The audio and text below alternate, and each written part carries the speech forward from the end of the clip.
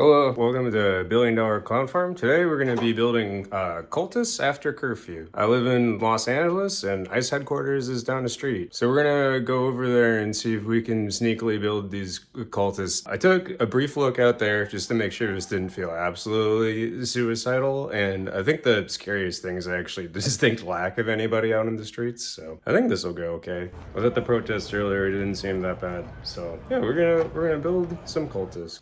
Today's kid is from Osprey Games. I purchased these at LA War Games. They're a great game store, and if you want to buy some cultists, it's probably a good place to go. For legal purposes, this video is satire. It was pre-recorded on June 12th, 2005. Well, 2023. This video is from 2023. That feels believable. Okay, time to go out.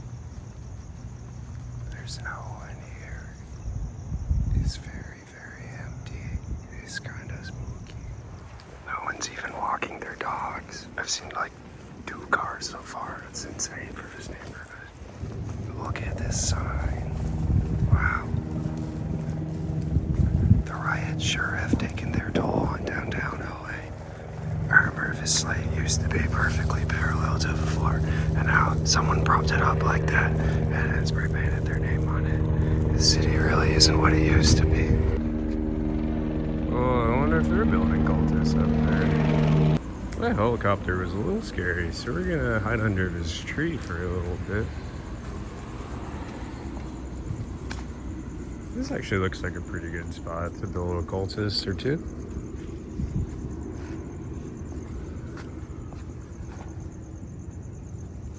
There's no one else building cultists here. Okay, let's see what we got. We got a cultist box.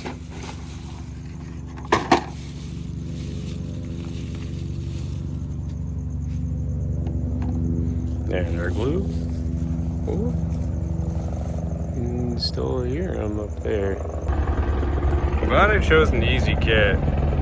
That helicopter sure seems to be circling this area, which I think is my paranoia. I think they just circle regardless if I'm building cultists under this tree or not.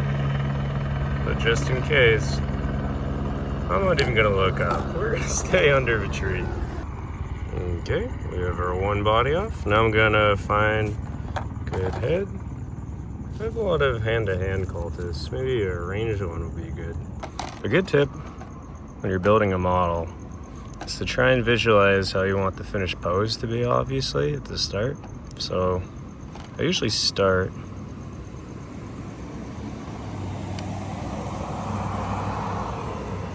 every car that comes by I expect to be a cop. I don't know what that car is, but it's really weird. There's some insane crane thing mounted to the top.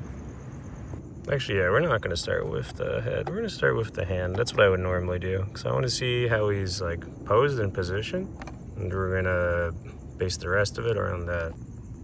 See, now that we have our bow, I know that his head's going to want to point through our line of action, facing the direction of the bow. I'm glad I did that first. I chose kind of a bad body for this specific hand and head combination, but we're building outside of the legally, so I'm not going to worry about that super much right now.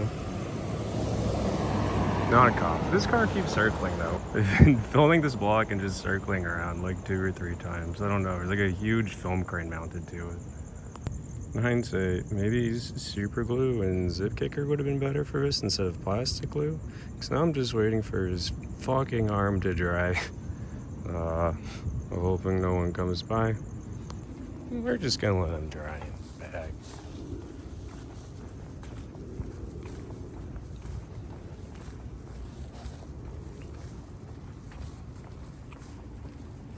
That seems fine for today. Rotated positions a bit.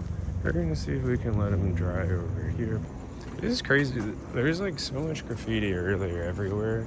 I feel like already in like 2 days, most of this neighborhood seems to be pretty covered up. Like this wall got fucked up the other night and they already repainted it. And more people have painted on it again since then, but it's like way less than it was. I don't know if this is normal construction or some kind of barricade. Either way, we'll try and build our cultists next year for a little while. Oh yeah, no, that's construction for sure. Or just put in a new sidewalk or something. Cool idea would have been to use some of this stuff as basing solution, but I didn't bring any super glue with me, so I just gonna have to wait. It is crazy just the amount of helicopters I see here. This must be a very expensive few days for them. Sure, someone much smarter has done a lot of research on how much this has cost already, but yeah, it can't be cheap. I feel like there's like probably one helicopter per like 10 city blocks or something. It's a pretty high ratio. There's one up there. I feel like this helicopter has been circling around quite a bit.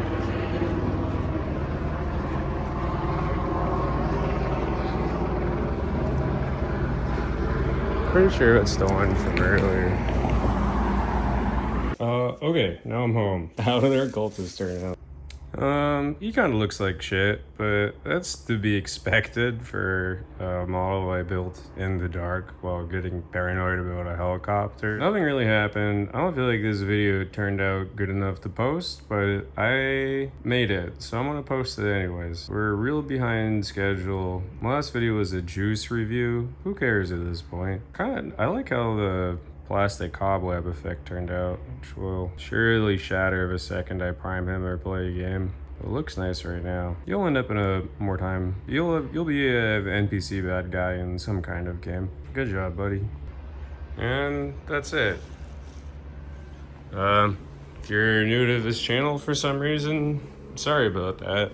Here, I'll show you more exciting stuff I'm actually working on. Here's some much cooler guys that I should have made a video about instead. These guys are for a Plague Marine kill team I'm doing right now. I'm making them for a team event in a week and a half. I mean, or, you know, like 2.5 years or whatever date I said earlier. They're for a kill team tournament 20 years from now. This guy I just made earlier today. Gonna have this banner that I made. Put some Mod Podge on there. Yeah, I definitely want to like weather this and like roll it a little so it's not just like a flat image, but I haven't painted the back yet and I might do a separate image for that, so I'm waiting to fuck it up until I'm done like actually painting it and working on it. This guy might still be my favorite of the whole group. He was the face was sculpted by Tanner of Simpson Miniatures. Yeah, he's great. The normal character is a very silly little guy for a game called Teaspoon Nursery, and his name is Floorskin. Usually flat, and yeah, you just put him straight on the table like that. But I thought it would be a cool, like Elden Ring kind of looking FromSoft game mask. And this is the first one I did. Who is really funny that a model of this custom looks like comparably tame compared to the other ones at this point. But yeah, this is the first Plague Marine I started working on like 4-ish days ago.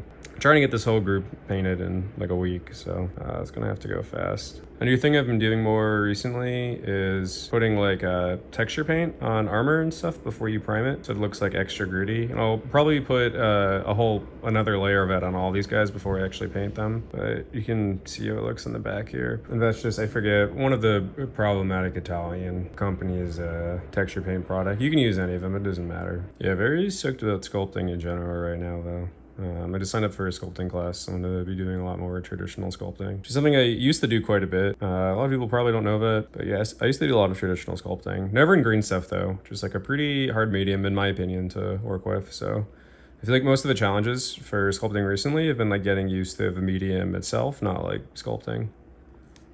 A lot of people have probably seen this guy by now, but this is a model I sculpted a little while ago in ZBrush and then printed a bunch of. I've sold a bunch at cons. I'm probably going to sell them online again soon, but this is the bucket troll model that was sort of my foray back into sculpting. I mean, I didn't touch like a modeling program in like quite a while before working on him again. But I think for the next couple projects I do, I want to do it all traditional because it's more fun for me.